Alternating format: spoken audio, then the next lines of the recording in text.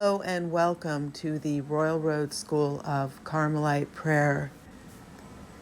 We have undertaken a study of the Beatitudes, and today we turn our attention to a presentation given by the pastor of a Catholic church in the Washington, D.C. area to his parishioners.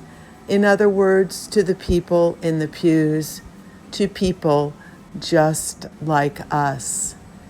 And the topic, the presentation he will give us today, is entitled The Beatitudes and Corpus Christi, or the Eucharist. Jesus is the fulfillment and perfection of the Beatitudes.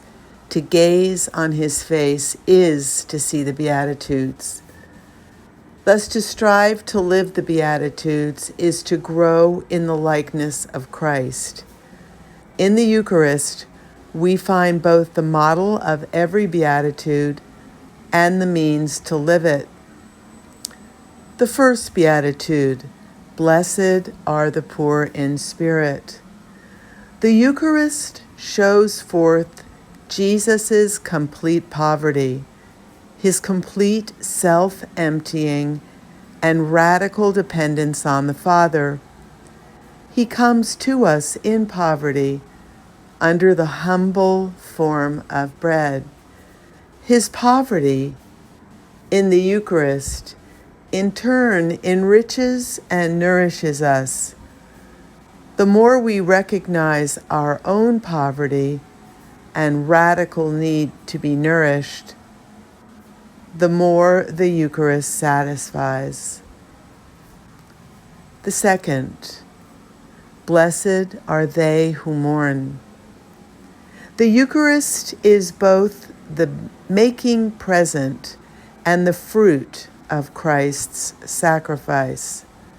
By his death, he nourishes us. So in our Eucharistic devotion, we must mourn the passing of this world, renounce the world's false nourishment, and thus avail ourselves of true nourishment.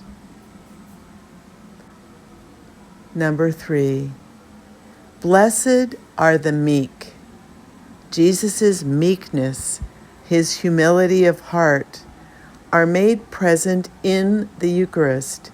He doesn't overwhelm us with his divine power, but rather, by the Eucharist, communicates it to us in a manner suited to us weak creatures. The Eucharist, in turn, nurtures in us that same gentle strength with which we serve others. Number 4, Blessed are they who hunger and thirst for righteousness' sake. Jesus hungers and thirsts for our love. That hunger and thirst is made present to us in the Eucharist.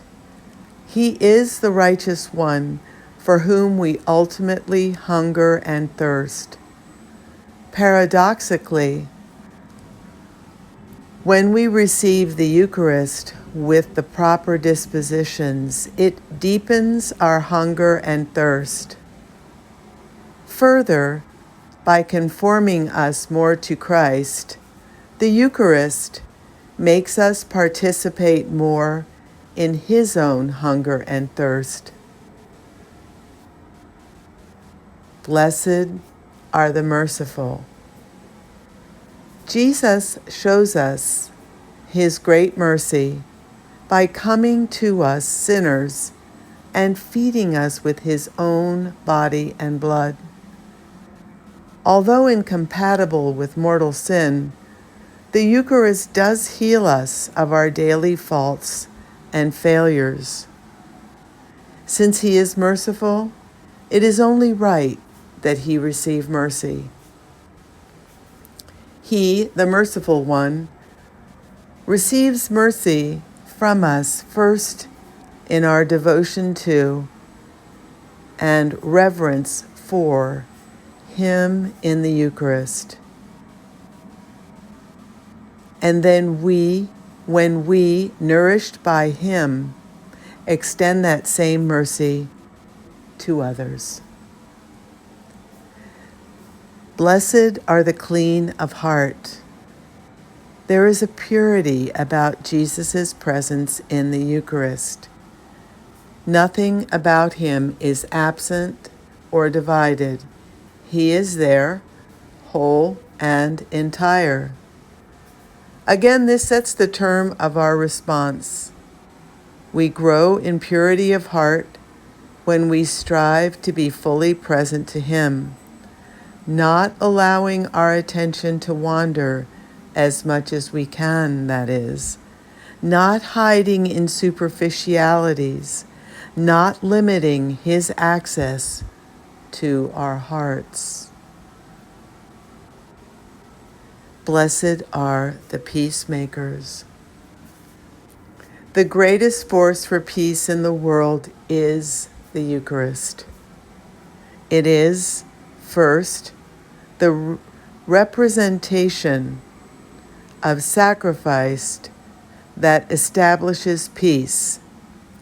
Further, the more we allow the Prince of Peace to nourish us, the more we become peacemakers.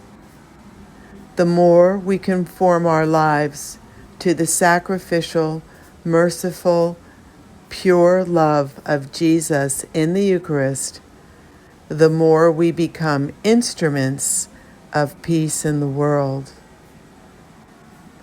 And finally, blessed are those called to the supper of the Lamb. We are given a pledge of beatitude in the Eucharist.